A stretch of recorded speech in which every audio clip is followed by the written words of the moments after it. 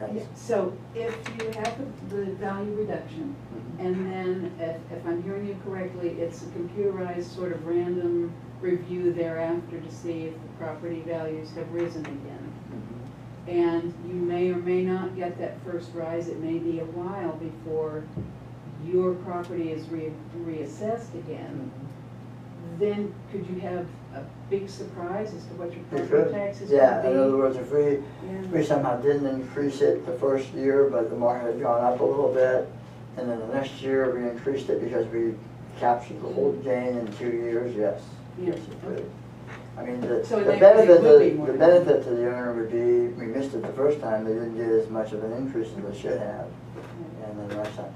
Yeah, because we're looking at large neighborhoods, and we're looking at all the sales and time frames and sizes of homes in those areas.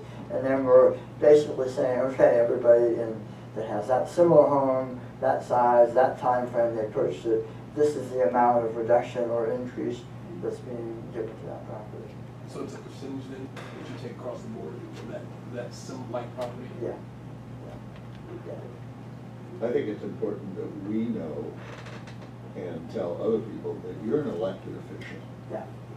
And not an appointed official. That's right. So you're an independent in that regard. That's true. And when are you up for re-election? 2012. Oh. You get along. I mean, 2010. Oh, yeah, 2012. 2010. 2010. It's every 4 years. 4 years. Every 4 Oh, years. so This you is were the just- middle of my third term. So when does the Prop 13 tax base, for lack of a better word, when does that kick in? Right away, as soon as you acquire the property, whether you buy the land or you buy the land with the building. If you buy the land, then you get a base on your land, and then you build a building. 2 years later, that building then gets the land still has the, let's say 2000 you bought it. In 2002 you built the home, you'll have two bases. You'll have a basis for the land and a basis for the improvement. So And then that just shows up at 2% a year from there. Then back to the scenario, between 1999 and 2008, there's an increase 2% a year based on the assessment. When does it stop? Doesn't. That 2% never stops. The only thing that does affect that increase is if the CPI for the state is less than 2%. If it's less than 2%, then we will only increase it whatever that CPI is. And in like 30 years, we've had a Prop 13 now. We've had about 3 or 4 years where the CPI has been less than 2%. And so you're only, that's why when I showed that line, it's not quite a straight line. First line. Do you have any idea how many pre-Prop 13 properties there are out there? Yeah, well, I just showed you that chart. For sure. Yeah, and it's in my annual report if you They want. don't move, they just stay in their properties? Well, it changes every year. It actually is reducing, like the 75 base Okay. is going down every year. Is it the owner, Yeah, the ownership They're is probably the state? deceased. Right, that's what I'm saying. You had a question? Me. Yeah.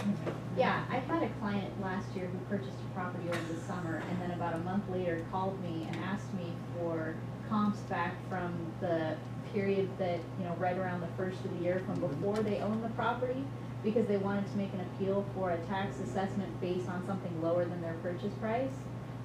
I'm just curious how something like that gets looked at by your office because it seemed kind of weird to me. When did they buy the property? They closed in June. June of last year? June of '08, and then they called me back in, I don't know, I think it was So they wanted to August. lower it for the prior owner. Well, I guess. I mean, Essentially. they called me in August and said, well, we understand we can have our tax base, or our It assessment wouldn't affect, value it would lower. never affect them. Okay, That yeah, kind of request would never affect them that's what I. because they're already based on their purchase price. Right, Their so it's taxes, just- I mean, that first year it won't because of what I told you before. But from there on out, it will be always be, all they've done is if they were to win that was to give their prior owner 6 months worth of relief. Doesn't do them any good. That's kind of what I figured. I just thought I'd ask. Just for fun, Ken, have you ever taken a pre-1976 home and priced it out, or what it would have been, the taxes, what somebody would be paying right now if we did not have Well, Proposition 13? I have a great example of that. I have a property that I bought in 1975. And I bought it, it's a 2-bedroom, 1-bath, my first home in East Sacramento. And I paid $15,000 for that property. It's at the end, it's not in the Fab 40s, it's down at the upper 50s. But anyway, I paid $15,000 for my house.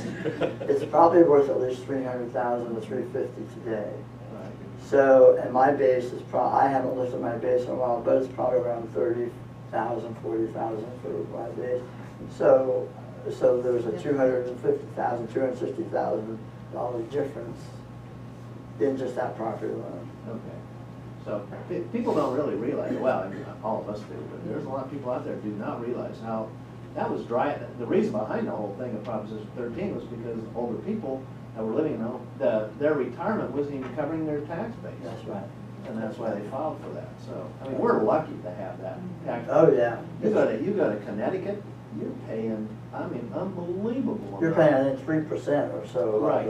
of the actual value. Although the values are low, I mean, you get a lot more for your money there, but you pay a lot more in property value. That's right. You got a question on it over here? What were the numbers on that, the change? What were the numbers on your property? Well, like I said, mine I purchased for $15,075. I forget what my tax value is. I haven't looked in a while, but let's say it's around $40,000. The market value today is around probably close to between $3 and $350. I would probably have put money into it $350. So let's just say $3. So that's a $260,000 difference. What happened prior to 75, as far as the purchase was made in the 40s? And what was the rate of Well, I can only increase? tell you that my uncle, who was here in the 20s, said when they first developed East Sacramento, the fabulous 40s, you could buy a lot there for $50,000. I have a property in Land Park that was purchased by family members in 45. Obviously, I'm not paying enough tax on that, but I was wondering, to get to 75, was it an increase from 45 to 75? We didn't have that much increase during those time periods. Well, that's what.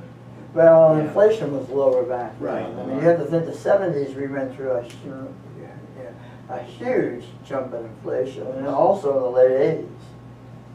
Right. I I mean, guess I could look at my bill and see. yeah, inflation's what's That's real my good, wife yeah. takes care My grandfather. Right, two things. First of all, I very thankfully have Prop 13 home. I'm thankful for that every time I pay my taxes. But the second thing I have is mobile homes. In your little booklet here, it says any mobile home manufactured home that's purchased after 1980 is subject to property tax. And I thought they were subject to personal property tax. Well, I mean, it's still considered property tax. Oh, it is. Whether it's Okay. personal or business, it's still property tax. Okay, Prior to that time, it was all liberal licensed. right, And you paid a license fee to DMV. right. So if it's taxed like a boat or an airplane? Yeah, kind of, yeah. They're depreciated every year. We have them on permanent prop aids, is what we call. That's why you'll never see my chart. I'm always gonna have some prop aids, and mainly because of mobile homes. Because every year their value is down. Now, if they own the land, then no, it doesn't happen. The land goes up, and so then their value ends up going up, but not the house itself, but because they're on the land. But as far as a mobile home and a mobile home park, they're always every year going down a little bit, just like an automobile. Does that include the ones on permanent foundations? No, Yes. because now that's become a house. Okay, if it's on a permanent foundation, but they're paying basement. That it's becomes now- secured. Whenever it becomes secured to the land, it's no longer personal property. Okay. It's now a home.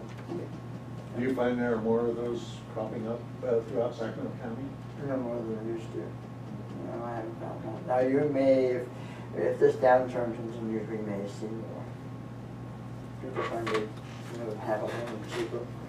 But, no, I never haven't seen that much growth in it.